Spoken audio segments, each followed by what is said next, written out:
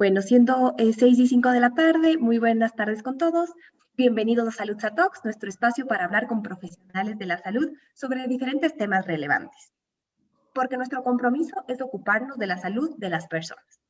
Mi nombre es María Emilia Albornoz, jefe de Marca y Comunicación en Saludza. Nos acompaña el día de hoy la doctora Cristina Tinajero. Ella realizó su carrera de medicina en la Universidad Católica del Ecuador. También es ginecóloga obstetra de la Pontificia Universidad Católica del Ecuador. Tiene un diplomado en colposcopía y patología del tracto genital inferior de la Universidad San Luis Gonzaga en Lima, Perú.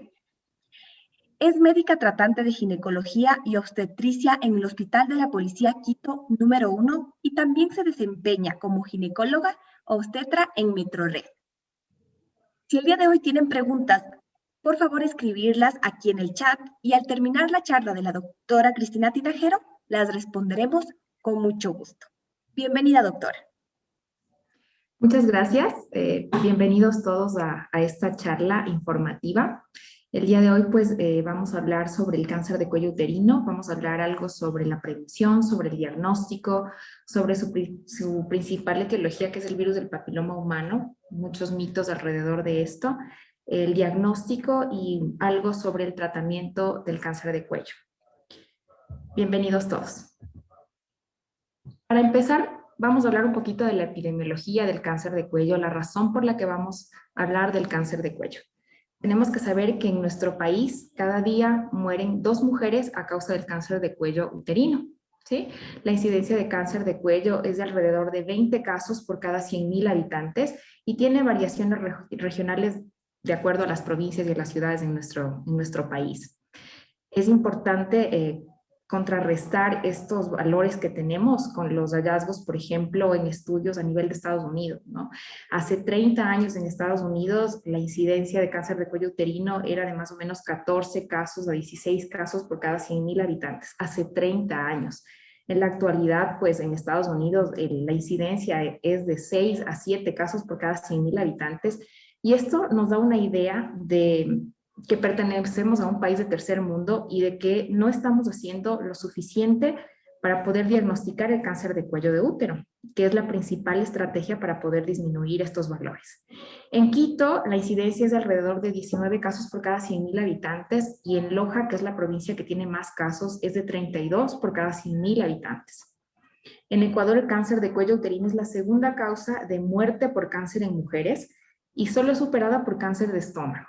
El cáncer de cuello uterino también es el segundo cáncer femenino más frecuente, solamente superado por el cáncer de mama. La imagen que les he puesto aquí es una imagen del cuello uterino, ¿sí? Este es un útero completo, el cuello uterino se encuentra en la zona inferior, también lo conocemos como cervix. El cuello tiene pues 2 zonas, una zona externa que se llama exocervix y una zona interna que se llama endocervix, que es importante esta aclaración porque más adelante vamos a hablar sobre el Papa Nicolau, sobre la técnica de tomar, cuándo es una buena muestra y es importante que tengamos en cuenta estos detalles que les estoy aclarando. Este es un cuello de útero sano, normal, normalmente es así, rosado, sin ninguna lesión, con un pequeño orificio interno y aquí ya podemos ver una imagen, ¿cierto?, de una zona invasiva, probablemente en relación a cáncer de cuello. Esta es una gráfica que más o menos nos permite tener una idea de cómo es la distribución de la incidencia del cáncer de cuello en nuestro país. De las cuales, como les había dicho, pues la que más incidencia tiene es en Loja. Nuestra ciudad de Quito pues está en el promedio, está más o menos junto a la provincia de Manabí, por ahí. Guayaquil tiene un 20.9, Cuenca un 17.2 y El Oro en 27.3. La etiología del cáncer de cuello pues viene netamente del virus del papiloma humano, ¿no? Básicamente no existe la herencia, mi mamá tuvo cáncer, mi abuela tuvo cáncer de cuello, es probable que yo también lo tenga. Esa relación directa pues no existe. La única razón para cáncer de cuello en el útero es el virus del papiloma humano y cabe recalcar que este es un virus de transmisión sexual. El virus del papiloma se han identificado una gran cantidad de genotipos, más de 115 seguramente. cerca del 90% de todos los cánceres de cuello de útero son causados por 8 de estos tipos, de estos 115 genotipos. 8 son los que más frecuentemente producen cáncer de cuello, y entre ellos son el 16, 18, 31, 33, 35, 45, 52 y 58. El que más debemos tener en mente es el 16 y en el mismo orden el 18. El 94% de los adenocarcinomas, o sea, del cáncer de cuello que está atacando la zona interna del cuello, ¿sí? La que les mostré hace un momento en la imagen, son causados por el 16, 18 y el 45. Hay un estudio del año 2014 aquí en Ecuador, en Guayaquil, en el que también identifican otras cepas, la cepa 33, la cepa 35. Entonces, de ahí la importancia de lo que vamos a hablar más adelante con respecto a las vacunas. El tipo 16 representa un riesgo superior que otros tipos de HPV de alto riesgo. Es el más cancerígeno, es el altamente oncogénico. Por lo tanto, los tipos de papilomavirus se clasifican en virus oncogénicos, los que van a llevar a cáncer, y virus no oncogénicos, que están presentes, que podrían producir lo que llamamos condilomas o verrugas genitales o en otras zonas. Básicamente los que debemos identificar pues son los oncogénicos, los que pueden llevarnos a cáncer, de ellos el 16 y el 18, que son los más prevalentes y los más agresivos. El 16 es el tipo más común, ya que se encuentra en casi la mitad de todos los cánceres de cuello uterino, y es también uno de los tipos más comunes que se encuentran en las mujeres, incluso que no tienen cáncer, en frecuencia y también en severidad, ¿no? El HPV número 18 es otro virus de alto riesgo, ¿sí? El cual no solo se puede encontrar en lesiones de cuello de la parte superficial o de la parte externa, sino también en lesiones de la parte interna, lesiones glandulares del cuello. El HPV 18 representa entre el 10 y el 12% de los cánceres de cuello uterino, y el resto de virus que los habíamos mencionado apenas el 2 al 4%. Los factores de riesgo que se pueden identificar para contraer cáncer de cuello de útero son inicio precoz de relaciones sexuales a nivel país. Tenemos un promedio de 16 años, se cree que a los 16 años la gran mayoría inicia su vida sexual. Esto es un inicio muy precoz de relaciones sexuales con un sistema inmunológico aún inmaduro, con unas células de cuello de útero también inmaduras que hacen que la paciente sea más propensa a contraer el virus. Embarazos en la adolescencia, múltiples parejas, promiscuidad sexual, sucesivas infecciones ginecológicas. Sin querer decir con esto de que una paciente mientras más infecciones tiene más riesgo de cáncer. Esa relación no existe. Sin embargo, si una paciente tiene infecciones a repetición, probablemente tenga alterado su sistema inmunológico, y esto haga que si esta paciente contrae el virus del papiloma, no pueda aclarar el virus, o sea, su cuerpo no puede eliminar el virus de manera espontánea, y la permanencia de este virus por más de 2 años pueda generar un cambio que pueda terminar en cáncer. La multiparidad, es decir, más de 5 embarazos, tampoco porque el embarazo sea un factor directo, sino porque se altera el sistema inmunológico, como habíamos mencionado.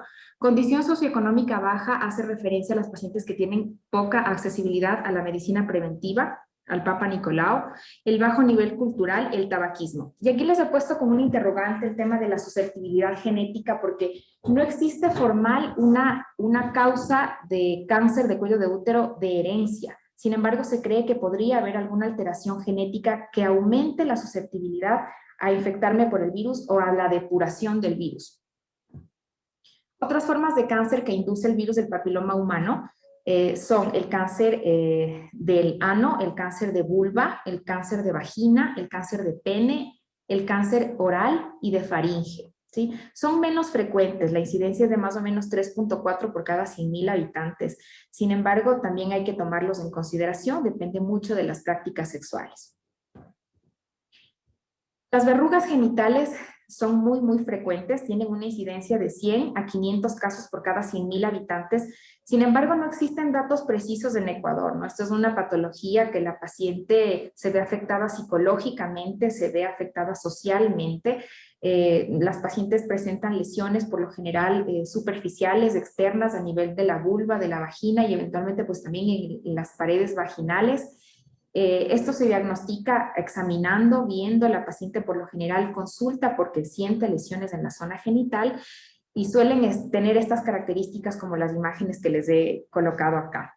El virus que produce estas lesiones suele ser el 6 y el 11, por lo general no malignizan, y el tratamiento es escisión, o sea, es retirarla, ¿sí? No maligniza. Eso es súper importante.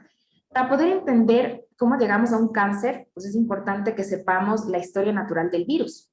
En la mayoría de los casos, las infecciones genitales por el virus del papiloma son transitorias y no dan ningún síntoma. El cuerpo mismo, con sus propias defensas, pues suele, lo que yo digo, lavar el virus o depurar el virus, y en el lapso de entre 8 y 24 meses, pues se suele eliminar el virus. Aproximadamente el 70% de las mujeres con infecciones de HPV se tornan negativas al virus en un año y hasta un 91% negativas en 2 años. O sea, tener el virus no es sinónimo de voy a tener cáncer. La gran mayoría con un sistema inmunológico adecuado pues puede depurar el virus sin problema en el lapso de 2 años, más del 90% se ha depurado. La duración mediana de las infecciones nuevas típicamente es de 8 meses, es el tiempo promedio. Las infecciones por el virus 16 podrían persistir más tiempo que las infecciones por otro tipo de virus, pero la mayoría también son indetectables a los 2 años. Se cree que el desarrollo gradual de una respuesta inmunitaria eficaz es el mecanismo más probable para el aclaramiento o la depuración del virus del papiloma. Es posible que el virus permanezca en un estado latente, indetectable y luego se reactive muchos años después. ¿Por qué es importante este dato que les he colocado aquí? Porque no es posible saber cuándo me contagié del virus, no es posible saber si mi pareja actual me fue infiel, si es que una pareja anterior tenía el virus, no es posible saber, no sabemos con un examen exacto para poder ver fechas, ni mucho menos. O sea, la paciente puede tener el virus ahora, puede en 8 meses no tener el virus y puede después de 5 años volver a presentar un examen positivo para el virus. Por la misma fisiopatología del virus, por su forma de actuar en las células, como les voy a mostrar en una gráfica un poco más adelante, vamos a ver que puede permanecer en las células por mucho tiempo. Y esto puede explicar por qué el virus del papiloma puede detectarse nuevamente en mujeres de mayor edad que han mantenido una relación de monogamia mutua con su pareja, ¿cierto? Esta es la imagen que les hablaba, ¿sí? Esquemáticamente, tenemos aquí un epitelio normal, o sea, las células normales del cuello del útero. Aquí tenemos una partícula del virus del papiloma. Esta partícula se adhiere a las células. Lo que hace es adentrarse en la célula, formar parte de la célula del cuello uterino. Conforme pasa el tiempo, pueden pasar meses, y este virus se va formando parte de la célula y empieza a ubicarse en la parte basal del epitelio, del cuello del útero. Si el tiempo sigue pasando y no se ha detectado, pues podría seguir avanzando en la zona basal. El tiempo pasa y no se detecta ni se hace nada, podría seguir avanzando y ahora ocupar más capas del mismo epitelio hasta llegar a un NIC3. Tal vez algunas de ustedes habrán escuchado la lesión moderada, la lesión grave, un NIC2, un NIC3, que ya son lesiones en el cuello del útero, ¿no? Un NIC3 prácticamente ya es algo premaligno, un precáncer. El NIC2 también, ¿no? Menos severo que el NIC3, sin embargo, también es considerada una lesión HSIL o lesión de alto grado. Para llegar a un cáncer de cuello, se necesita un lapso cerca de 10 a 15 años, desde el contacto con el virus hasta tener una invasión completa. Ya ocupó todo el epitelio del cuello, rompió la membrana basal y puede ya empezar incluso a diseminarse a otros tejidos.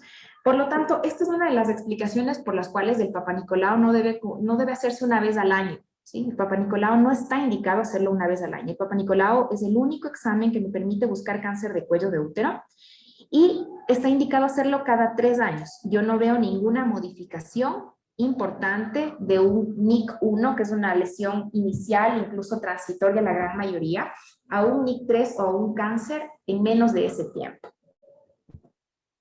Los síntomas del cáncer de cuello. Los síntomas, pues la mayoría de pacientes que tienen un cáncer inicial no tienen ningún síntoma, son totalmente asintomáticas. Conforme el tumor crece y penetra profundamente, pues suelen empezar a tener síntomas, y uno de los primeros es el sangrado genital, que afecta cerca del 80% de las pacientes. El segundo síntoma es la leucorrea, o sea, la secreción vaginal de mal olor, que no tiene que ver tampoco directamente con el cáncer, sino con una especie de respuesta del cuerpo a producir un exceso de moco que se contamina por las bacterias y hongos que normalmente forman parte de la microbiota vaginal, y eso genera una secreción de mal olor. Las pacientes con enfermedad más avanzada, que ya invaden otros órganos, pues ya podrían tener otros síntomas, ¿no? Dolor lumbar, dolor tipo ciático, podrían tener anemia porque tienen periodos hemorrágicos importantes, dificultad respiratoria incluso y lesiones de hígado por metástasis del cáncer hacia hígado o hacia pulmones. La evaluación es básicamente un Papa Nicolau.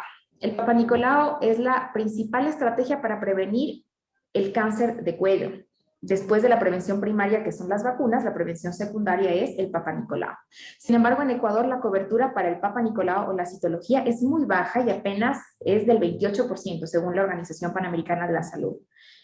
La OPS recomienda una cobertura mínima del 60% de la población para un programa óptimo de búsqueda de cáncer de cuello. No estamos ni a la mitad. Tiene una sensibilidad del 51 al 84% y una especificidad del 72 al 98% para buscar cáncer de cuello. Existen dos tipos de Papa Nicolau, el Papa Nicolau normal clásico de placa, que lo hemos visto siempre, y un Papa Nicolau un poquito más actual, que es un Papa Nicolau de base líquida. Ambos están recomendados, ninguno es significativamente superior al otro. Sin embargo, no se modifica, por ejemplo, una citología líquida, no se modifica por secreción, por sangrado, por otros aspectos. La citología de placa podría modificarse por algunos otros agentes externos, su resultado podría alterarse. Sin embargo, pues a la larga, los dos son recomendados totalmente. Cuando el Papa Nicolau me da un resultado positivo, ¿qué significa un Papa Nicolau con resultado positivo? Significa que hay alguna sospecha de cáncer de cuello. El Papa Nicolau no sirve para ver infecciones vaginales, no está indicado hacerlo en pacientes que estén con un proceso de infección vaginal agudo en el momento de la toma. A veces creemos que estoy con molestias vaginales, con secreción vaginal y debo ir a hacerme un Papa Nicolau, pues esa no es la consecuencia. Lo que debo hacer es manejar el proceso infeccioso y posteriormente tomar un Papa Nicolau. Porque el Papa Nicolau, el objetivo primario pues es buscar cáncer de cuello de útero y es tomar células del cuello del útero. Si yo estoy con un proceso infeccioso, lo que voy a hacer es tomar células del proceso infeccioso. Si el resultado es positivo, está indicado una colposcopía o biopsia. Si es que se acompañó de un examen de HPV y el HPV es positivo, va para colposcopía y biopsia. Si el resultado es negativo para lesión, no hay ninguna lesión en el cuello, se indica un seguimiento de rutina y el seguimiento de rutina pues depende mucho de la edad. Por lo general los Papa Nicolaus empiezan a los 21 años o 3 años posterior al inicio de vida sexual. El Colegio Americano de Ginecología y Obstetricia pues, recomienda incluso hacer un Papa Nicolau un año posterior al inicio de vida sexual. Entonces de ahí podría variar la edad a la que pueden iniciar los Papa Nicolaus. El seguimiento de rutina en una paciente con una citología negativa es solo con Papa Nicolau cada 3 años, no cada año, cada 3 años. Y cuando se hace un seguimiento de rutina con un co-test, nosotros llamamos co-test cuando se hace un Papa Nicolau más un examen de HPV de papilomavirus, ¿sí? Cuando se hace esto, se lo hace cada 5 años. Si todo es negativo, hay que hacerlo cada 5 años. Aquí también hay un poquito de controversia. Algunos autores refieren que es buena idea hacer un co-test desde los 26 años para arriba. Otros dicen que desde los 30 años para arriba. Sin embargo, pues es aceptable hacerlo de los 30 para arriba. El Papa Nicolau termina a los 65 años. Sin embargo, en medicina pues nada es absoluto. Las pacientes que tienen más de 65 años, pero tuvieron algún antecedente de lesión NIC2, NIC3, ¿sí? Un precáncer, una lesión importante, necesitan un seguimiento más de cerca y sus Papa Nicolaus pues no terminan a los 65. Si a la paciente le dieron el alta de su lesión a los 50 años, pues esa paciente tendrá que seguirse hasta los 70 años, 20 años después. Con Papa Nicolaus cada 3 años o con co-test cada 5 años. El tiempo mínimo de seguimiento recomendado es 10 años, es decir, 3 Papa Nicolaus negativos consecutivos, alta. Ya no hacemos más Papa Nicolaus. O 2 co-test negativos cada 5 años, es decir, seguimiento para 10 años, no hay que hacer más exámenes. Si la paciente fue sometida a una histerectomía, le sacaron el útero porque tenía una lesión en el cuello y probablemente era un cáncer. Finalmente fue o no fue cáncer en el histopatológico definitivo, esa paciente necesita un seguimiento de la misma manera para 20 años del muñón vaginal, de lo que quedó del posterior a la histerectomía. Recordemos que el virus del papiloma no solamente produce cáncer de cuello, sino también cáncer de vagina, cáncer de vulva. Otro de los exámenes que solemos usar pues es la colposcopía. La colposcopía es un examen en el que visualizamos el cuello del útero a través de un microscopio, como lo podemos ver acá en la imagen, ¿sí? A través del microscopio amplificamos la imagen del cuello del útero, colocamos unas sustancias especiales, ácido acético, lugol, que me permiten que el cuello del útero normalmente de esta forma, sano, se pinte de tal o cual color que me identifique las zonas que puedan ser sospechosas o no de cáncer. ¿Para qué? Para que a través de la colposcopía poder usar una pinza y extraer una zona para hacer una biopsia o un estudio histopatológico que me indique si realmente es una lesión invasora, un cáncer o algo con lo que yo tenga que tomar una conducta más agresiva. Si el resultado es negativo, hago una colposcopía, no encuentro, pongo los líquidos, no encuentro ninguna zona sospechosa, pues el seguimiento es de rutina con Papa Nicolaos en el esquema indicado. La conización puede ser tanto diagnóstica como terapéutica, es decir, si yo tengo sospechas en la colposcopía de que algo está mal, hago una biopsia y la biopsia me dice que sí, hay una lesión grado 2, grado 3, NIC 2, NIC 3, probablemente necesite hacer una conización. Un cono significa, recordemos, este es el útero, este es el cuello del útero, esta es una visión frontal del cuello del útero, consiste en retirar de forma circular y en forma de un cono, como lo vemos aquí, hacia el fondo un fragmento de cuello de útero, ¿sí? Esta es una conización. Este cono tendría que darme resultado bordes libres para yo poder decir que he sacado toda la lesión en mi grande cono o en mi biopsia, ¿sí? Si es que estas lesiones de aquí, el resultado histopatológico de mi cono, salen comprometidos, probablemente tenga que volver a hacer un nuevo cono, volver a conizar o hacer una histerectomía, sacar el útero, ¿sí? La conización puede ser diagnóstica, pero también puede ser terapéutica o sea curativa. Si los bordes son libres, pues se acabó el manejo, hasta ahí digamos, nada más seguimiento y screening. Tampoco está exento de riesgos, tiene un riesgo de hemorragia de un 5 a 15% y suele necesitar anestesia. Una manera de explicarles un poquito más a profundidad de qué hacemos con los resultados, porque a veces esto genera mucha duda, mucha inquietud, no siempre se explica de la manera adecuada en la consulta a la paciente los resultados, entonces he decidido colocar este cuadro. Entonces, el resultado de un Papa Nicolau puede tener 3 escenarios, básicamente. Un escenario normal, negativo para lesión, significa cuello sano, controles y seguimiento con Papa Nicolau, tal cual el esquema. Puede tener un resultado que me diga, existe alguna lesión, algo no está bien, eso se llama lesión de bajo grado o una lesión de alto grado, ¿sí? Y el otro escenario es que me pueda salir un resultado indeterminado, o sea, no es posible decir si está normal, pero tampoco es posible decir con claridad si es que hay un cáncer ahí. Entonces, cuando está normal el seguimiento adecuado para screening, cuando me sale una lesión, si esta lesión es inicial o de bajo grado, hay muy poca probabilidad de que ahí haya un cáncer o una lesión más importante. Se indica en estas pacientes repetir el Papa Nicolau a los 6 meses. Otra conducta podría ser pedir un complemento con examen de papilomavirus, sobre todo si la paciente supera los 26 años, es mayor de 25 años. Y a la luz del resultado del HPV, si es que es positivo, pedimos una colposcopía y ya dependiendo de la colposcopía, hacemos o no la biopsia. Si es que esta paciente me reporta el resultado del Papa Nicolau, una lesión de alto grado, o sea, un NIC 2 moderado o un NIC 3 severo, severamente anormal, está indicado directamente colposcopía y muy probablemente también una biopsia en la colposcopía. El resultado ASCUS y el resultado ASCH, que también a veces lo colocan en el Papa Nicolau, significan resultado indeterminado. No es posible decir si está normal o si es que hay algo maligno. Cuando tenemos un resultado ASCUS, es poco probable que sea maligno. A veces simplemente por tomar un Papa Nicolau en el momento inadecuado, en el contexto de un paciente, una paciente con una infección vaginal con un proceso inflamatorio, me sale este resultado ASCUS. Y entonces es aceptable repetir un Papa Nicolau en 6 meses. O también es totalmente aprobado pedir un test de papilomavirus. Si el test de papilomavirus es positivo para 16-18, va directo a colposcopía, incluso con un resultado ASCUS. Pero si no es así, puedo repetir una citología en 6 meses. Si el resultado es un ASCH, que también significa indeterminado, pero con una tendencia mayor a ser maligno, entonces es una paciente que probablemente sí necesite una colposcopía. Sin embargo, las guías actuales sugieren que en estas dos circunstancias sería buena idea hacer un examen HPV antes de pasar a colposcopía. En resumen, un NIC1 o una lesión inicial representa una lesión infecciosa transitoria por el virus de papiloma inicial. Un NIC2 podría ser premaligno o un NIC3 una auténtica neoplasia. El 5% de las infecciones de papilomavirus desarrollan NIC de grado 2 o 3 dentro de los 3 años de la infección. Un 5% nada más a los 3 años. Un 20% de NIC3, o sea, ya de una lesión severa, progresan a cáncer invasor de cuello, los que rompían la membrana basal, dentro de 5 años.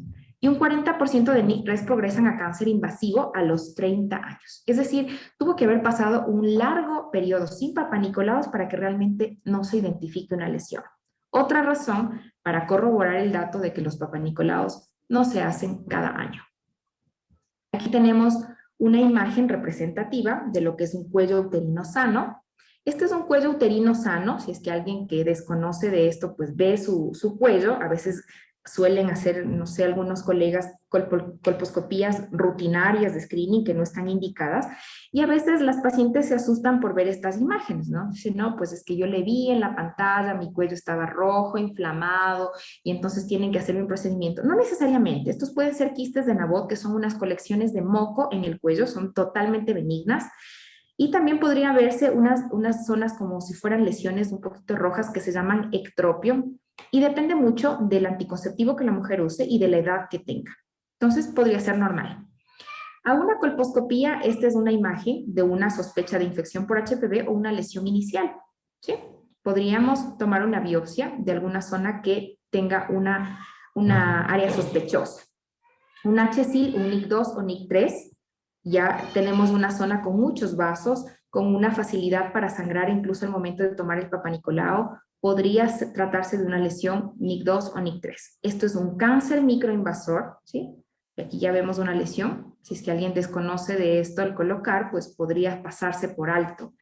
Y ya pues esto ya no creo que se le pase por alto a nadie. Es una lesión exofítica grande, totalmente macroscópica, visible únicamente al colocar el espéculo, pero ya se trata de un cáncer invasor. Quisiera hablar un poquito sobre la prevención primaria del cáncer de cuello uterino. Hemos hablado ya de lo que es el diagnóstico, la causa, qué vamos a hacer, cuál es el resultado de mi papanicolao, cuál es la conducta, pero también existe la prevención primaria del cáncer de cuello, y esto hace reverencia a lo que son las vacunas. Las vacunas de HPV están autorizadas por la FDA, ¿sí? 3 tipos de vacunas. La Cervarix, que tiene 2 tipos de virus, la Gardasil tetravalente, que tiene 4 cepas, y la nonavalente, que tiene 9 cepas. Están indicadas colocar a niñas y niños a partir de 9 años de edad. Depende de la estrategia de salud de cada país y de los recursos económicos, la indicación formal de hacerlo con los niños varones, porque los varones suelen ser portadores del virus HPV, suelen ser asintomáticos, pero suelen ser quienes transmiten el virus. Entonces es una buena idea vacunar niñas y niños a partir de los 9 años. Ideal hacerlo de los 9 a los 14 años. Los autores recomiendan que debería colocarse la vacuna hasta los 26 años. Hay otros que son un poquito más permisivos todavía y dicen que va bien colocarla incluso hasta los 45 años de edad. Se debe colocar de preferencia antes del inicio de vida sexual. El esquema es de 2 dosis en menores de 15 años, suele ser al momento, y la segunda pues a los 6 meses. Y el esquema de 3 dosis en mayores de 15 años, y consiste en 3 dosis, ¿no? El esquema es al momento, a los 2 meses y a los 6 meses.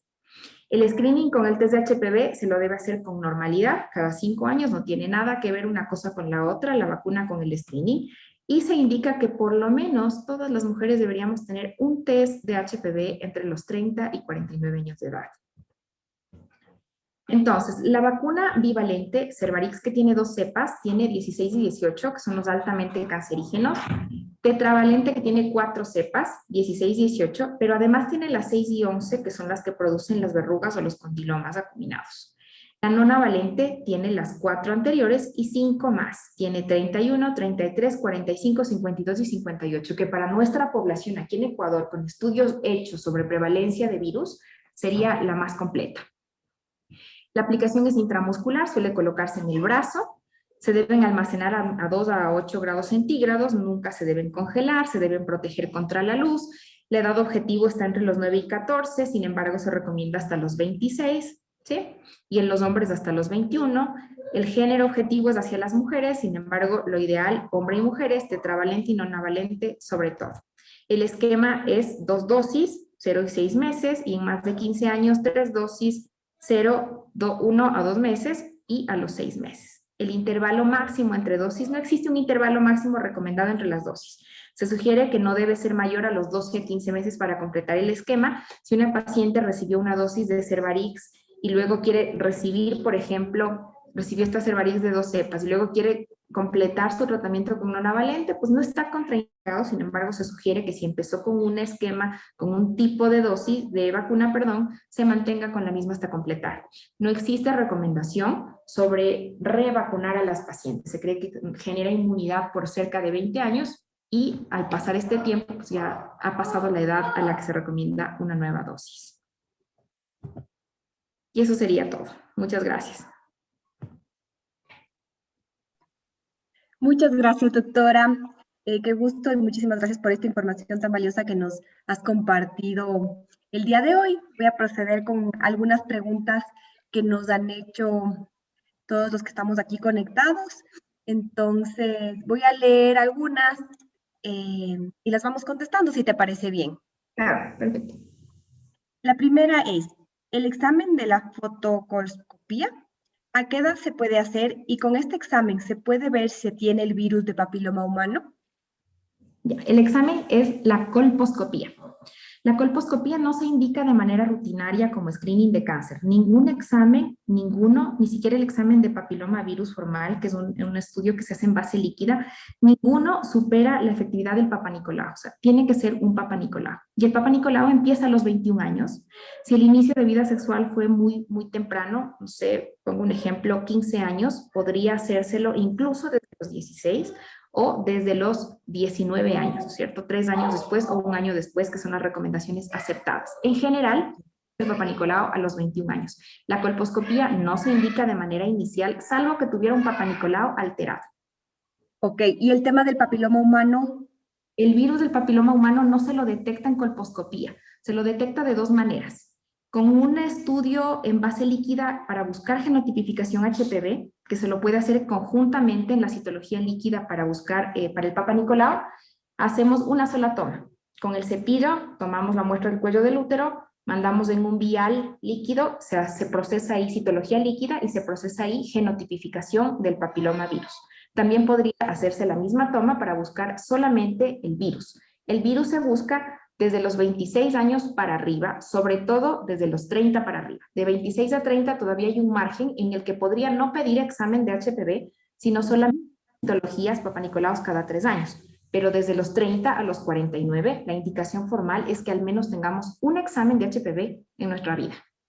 Ok, perfecto, muchísimas gracias. La siguiente es, aparte del PAP test, ¿existe en Ecuador un examen exclusivo que detecte el virus del papiloma humano? Creo que eso ya nos acabas de responder. El Papa Nicolau, exacto. Una cosa que está perfecto aclarar a propósito de esta pregunta. El Papa Nicolau no sirve para buscar el virus del papiloma, ¿no? El Papa Nicolau sirve para buscar cáncer de cuello. Por lo tanto, su resultado es negativo para cáncer, positivo para cáncer o una lesión sospechosa, que es justamente la que nos invita a hacer el examen de HPV. ¿Sí? Ok. No busca la presencia del papiloma, sino la presencia de cáncer. El examen de HPV es un examen aparte. Aparte, perfecto. Me queda clarísimo, creo que está claro para todos. La tercera es, si hay pólipos por varias ocasiones, ¿es preferible histerectomía? A ver, no. Los pólipos, yo casi siempre les hago esta relación a mis pacientes en la consulta porque no es lo mismo tener un pólipo que un mioma, ¿sí? Los pólipos, yo les hago referencias como si fuera una especie de lunar de carne, ¿sí? De la parte interna del útero o que sale hacia el cuello del útero. Y es una predisposición, suele ser benigna, sin embargo aumenta el riesgo de cáncer de endometrio. No tiene nada que ver con el cáncer de cuello. Estamos hablando de cáncer de endometrio, de la parte interna del útero, de la porción superior del útero. Entonces, no tiene nada que ver los pólipos con el cáncer de cuello, ¿sí? No tienen nada. más bien con el cáncer de endometrio. En ese caso no se recomienda directamente histerectomía, no es una indicación de histerectomía, de sacar el útero. Hay otros mecanismos para manejar la hiperplasia, por ejemplo, un dispositivo intraútero, colocar una T hormonal que evite que crezca el endometrio para que evite que vuelva a ser pólipos. Si es que tiene esa tendencia a ser recurrentes los pólipos, le iría perfecto colocar una T hormonal. No es necesario sacar el útero para nada. Ok, perfecto, gracias. La siguiente dice, si ya tuve el virus, el de papiloma humano, y me cauterizaron el cuello del útero, ¿hay la posibilidad que vuelva a aparecer? Sí, qué buena pregunta porque esto es muy frecuente. A veces acuden, se les hace la fulguración o la cauterización del cuello, pero eso no es el tratamiento del virus. Recordemos que el virus vive en la zona, se mete en la célula, vive dentro de la célula. Entonces, si yo hago una cauterización, o sea, quemo el cuello del útero, suelo hacerlo en las células superficiales. El virus no siempre está ahí. El virus puede quedar ahí latente por muchos años en las capas basales, que es donde se asienta el virus.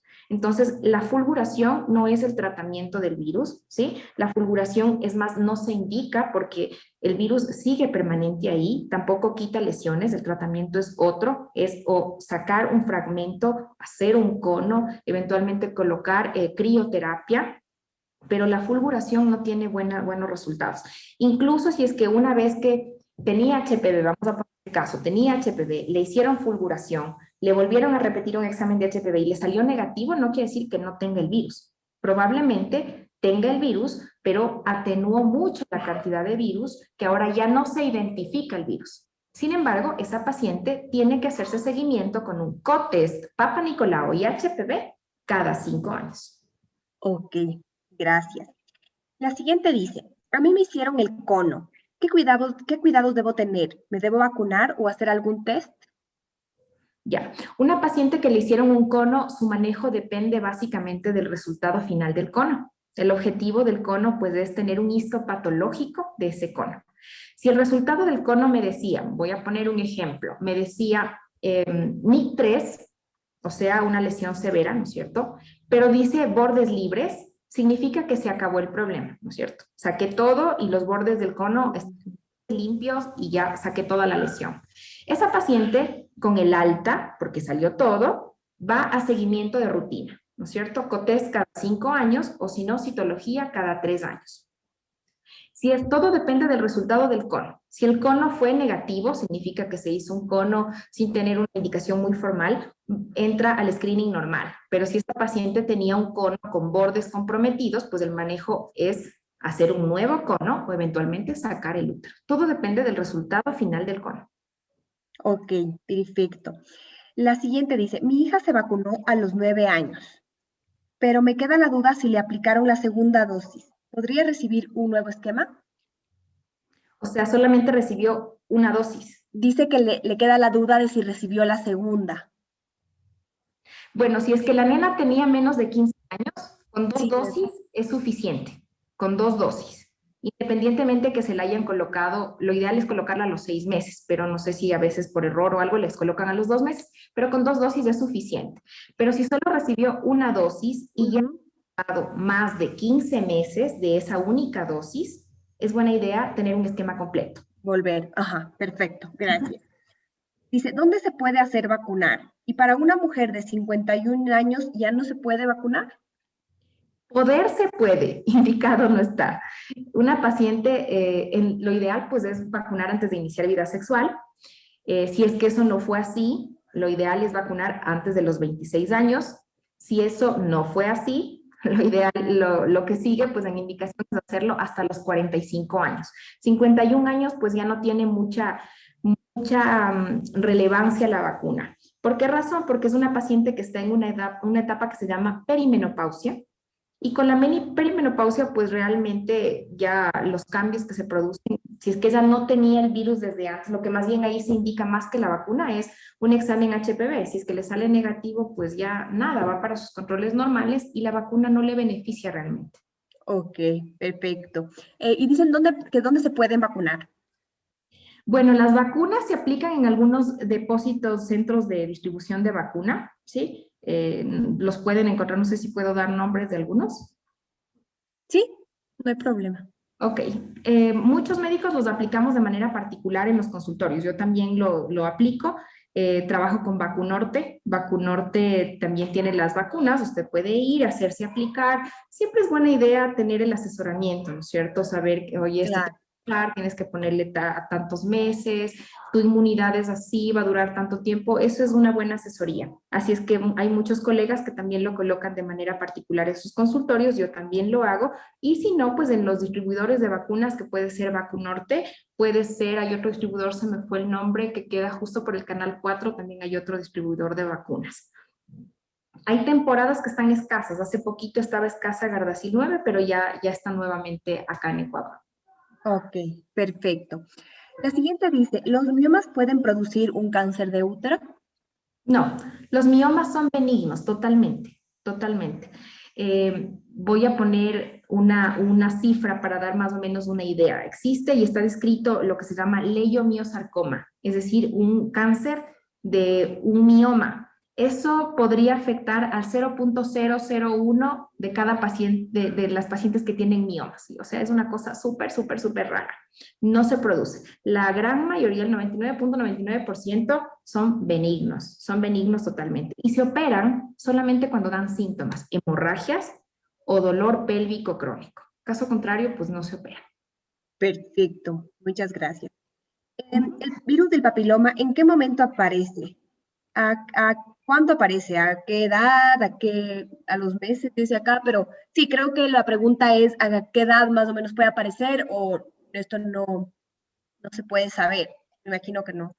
Esto es difícil saber a qué edad me contagié, por ejemplo. Es difícil saber a qué edad me contagié.